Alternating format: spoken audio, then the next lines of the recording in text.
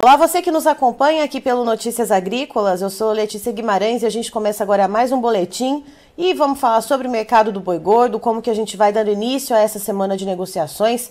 Quem está aqui hoje para esse bate-papo com a gente é o Geraldo Isoldi, que é analista de commodities da Levante Inside Corp. Seja muito bem-vindo, Geraldo.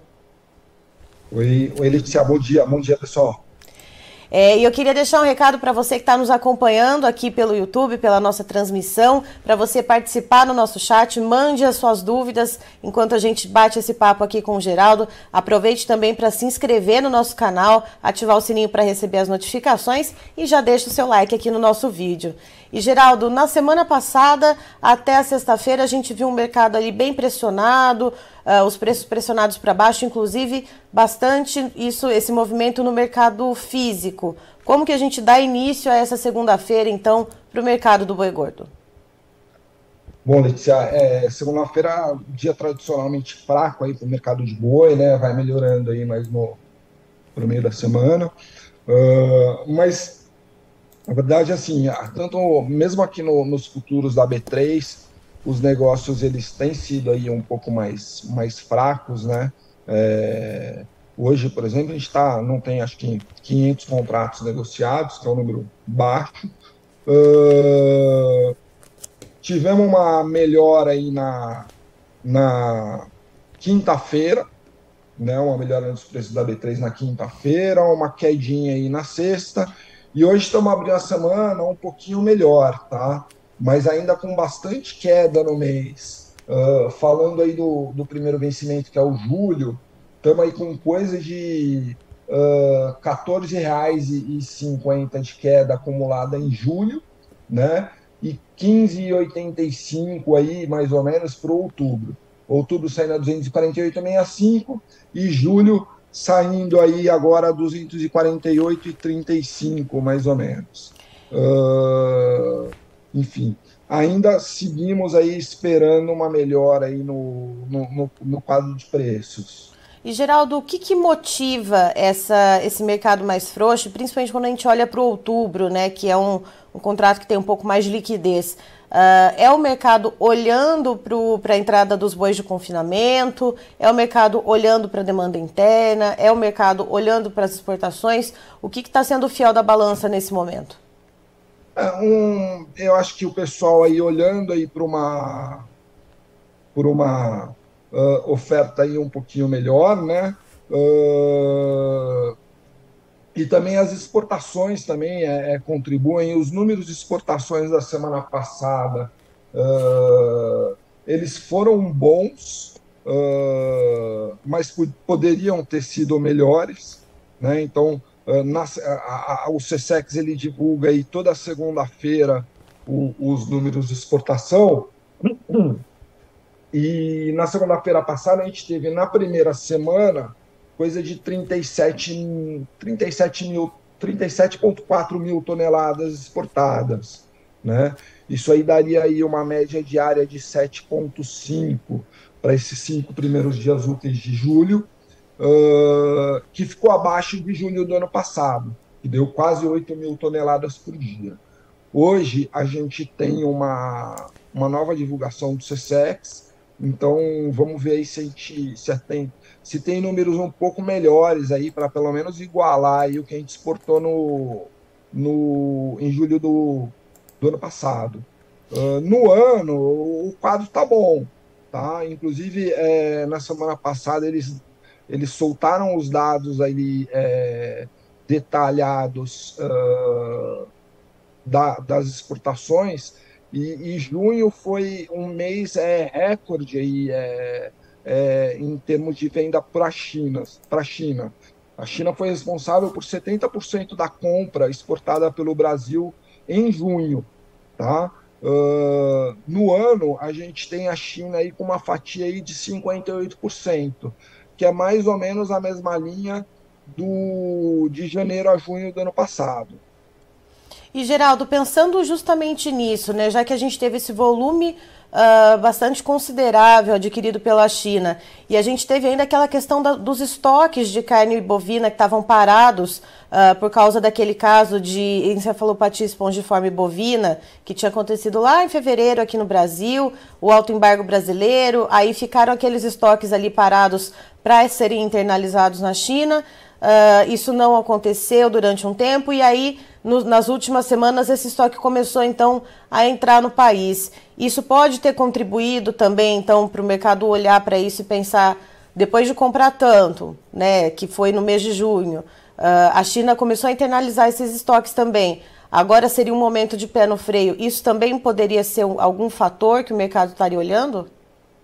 Não, acredito não, acredito que não. Acho que a gente, esse final dessa novela, né, o mercado já estava esperando, acho que meio que já estava, inclusive, precificado.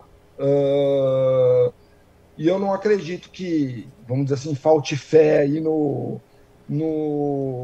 segmento de exportação para a China. Eu acho que o mercado acredita e que deva continuar seguindo mais ou menos a linha do ano passado. Vi também teve também uma nota aí entre as notícias da semana passada sobre negociações do Japão começar a comprar carne bovina brasileira, né? O próprio ministro Fávaro falou isso.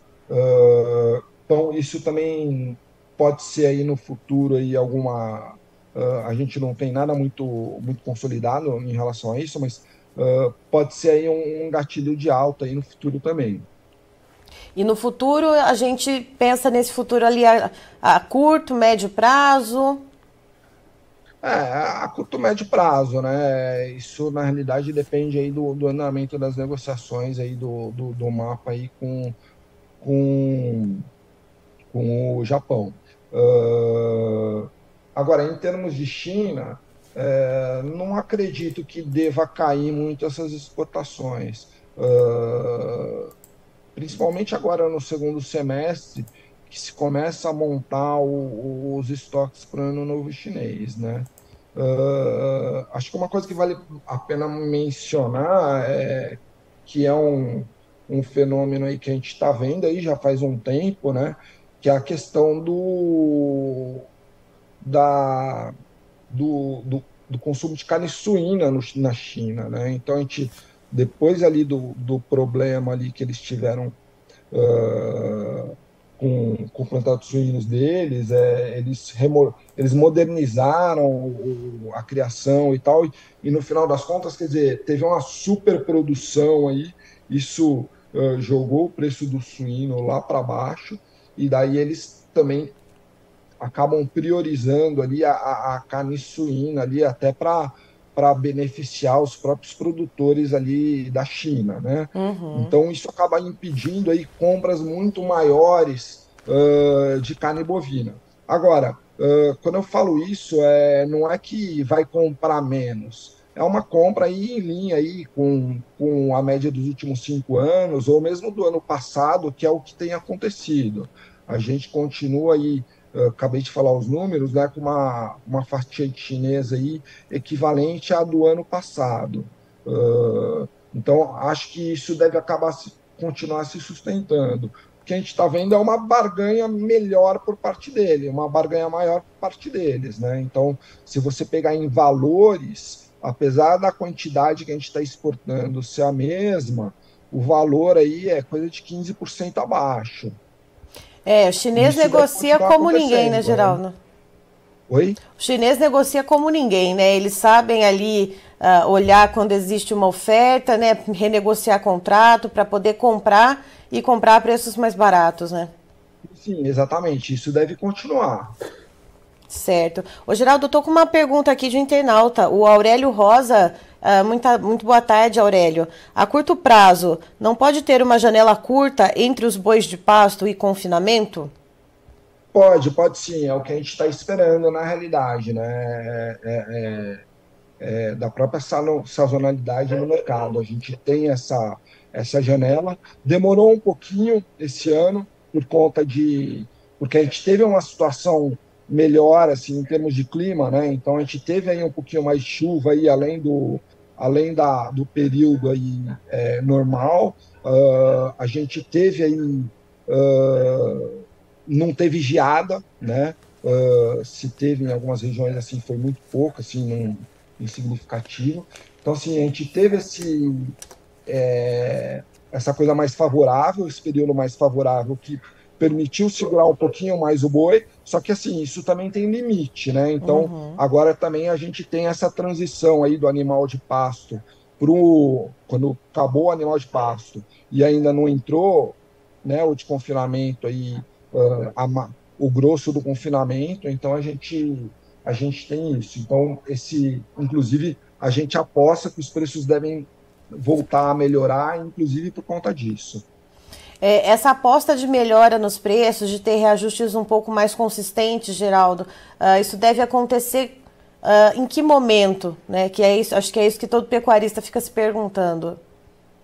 A gente tem visto aí uma resistência nos preços do boi aí, em torno de 263, 263, 265, né? Acredito aí que ainda esse mês esse mercado deva melhorar aí, deva voltar a melhorar aí para os níveis de R$ 260. Isso falando dos futuros, tá? No físico, poxa, a gente espera aí. A gente tem o indicador Agro Brasil aqui apontando para São Paulo, ele fechou a coisa de R$ 245, que foi aí, né? A gente viu muito boi mercado interno aí no final da semana passada aí, sendo negociado a R$ 240, China 245, 250. Agora na segunda-feira eu não vi nada ainda de negócio físico, até porque é um dia mais parado, né? Mas eu acredito aí que o físico aí deva voltar aí pelo menos para uns 250, R$ 255 aí nos próximos dias. E esse encurtamento, né, entre a diferença de preço entre o mercado interno e o boi China, Geraldo, ele deve perdurar também durante quanto tempo? Porque a gente viu um distanciamento desses preços, agora a gente vê esse encurtamento de novo da diferença. Eu acho que isso, na realidade, deve perdurar um pouquinho mais, talvez aí mais pro meio do segundo semestre, aí a gente tem aí esse spread aí aumente um pouco, né? Mas não vai aumentar eu acredito que é uma nova situação que a gente tem, entendeu? Não acredito que vá aumentar aí para os níveis que a gente viu anteriormente de R$ 15, R$ 20. Eu acho que para esse ano ele deva continuar em um spread mais curto. Certo, Geraldo, muito obrigada pelas informações. O Aurélio Rosa também agradecendo aqui que você sanou a dúvida dele. E você, claro, é sempre muito bem-vindo aqui conosco no Notícias Agrícolas. Imagina, eu que agradeço, Letícia. Uma boa semana aí pra gente. Tá, então estivemos com o Geraldo Isoldi, que é analista de commodities da Levante Inside Corp, nos trazendo as informações a respeito do mercado do boi gordo, como que a gente vai iniciando essa semana então de negociações para esse setor. E segue então o mercado um pouco mais devagar, como toda segunda-feira, mas ainda carregando um pouco daquelas perdas que a gente viu na semana passada, principalmente para o mercado físico. O mercado futuro ele tem alguns reajustes muito ainda incipientes nesse momento, e isso são correções técnicas, segundo o Geraldo, mas se olha bastante para a questão da entrada dos bois de confinamento. Se sabe que a intenção do confinador esse ano ela foi um pouquinho menor, mas ainda assim é uma oferta que vai chegar e é uma oferta que está mexendo com os preços. O que se espera é que as exportações elas se mantenham com bons volumes. A gente viu o mês de junho com desempenho positivo para as exportações de carne bovina. Infelizmente, existe aquela questão da renegociação de contratos, principalmente pelo nosso principal parceiro comercial, que é a China, que diminui um pouquinho os preços, mas se espera que, em preparação para o Ano Novo Lunar, esses ritmos de exportações continuem sendo positivos. Christian, por gentileza, os preços lá na tela. Vamos lá então, como eu falei para vocês aí, olha só. Modificações, né, reajustes positivos bem tímidos que a gente vê agora nesse momento na Bolsa Brasileira, na B3, Contrato julho de 2023, aí quase que estável, né? Um aumento de 0,06%, valendo R$ 248,35.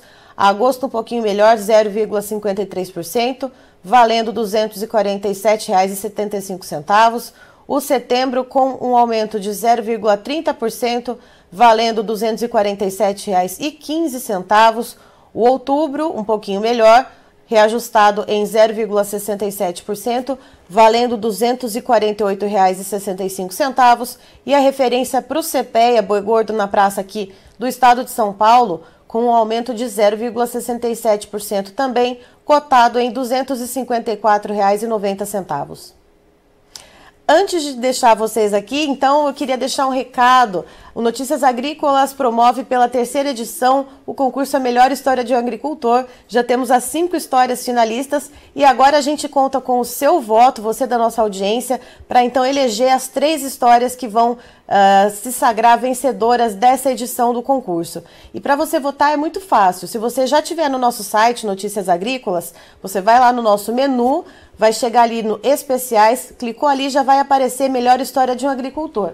Ou, se você estiver com o seu celular assistindo, você pega o seu celular, você escaneia o QR Code que está aparecendo na tela para você aí, você já vai ser direcionado, então, para poder acessar essas 5 histórias finalistas. E aí você decide, então, baseado na sua identificação com quem está contando a história, ou se você acha que aquela história especificamente é aquela que traduz um pouquinho desse Brasil que produz tanto, com tanta variedade e por toda parte. Não deixe de votar, participe com a gente, nos ajude a contar essa história do agronegócio brasileiro, baseado nessas histórias que nos chegam, então, da nossa audiência. E aproveitando que a gente está falando do nosso concurso, vamos falar um pouco de um dos nossos patrocinadores. Você já conhece o Acessa Agro? É a plataforma de benefícios da Syngenta. E nela você acumula pontos quando você compra produtos da marca. E são mais de 3.000 itens. Então vá agora ao acessaagro.com.br e conheça. Se você é agro, acessa. Eu fico por aqui, já tem mais informações para você. Fique ligado.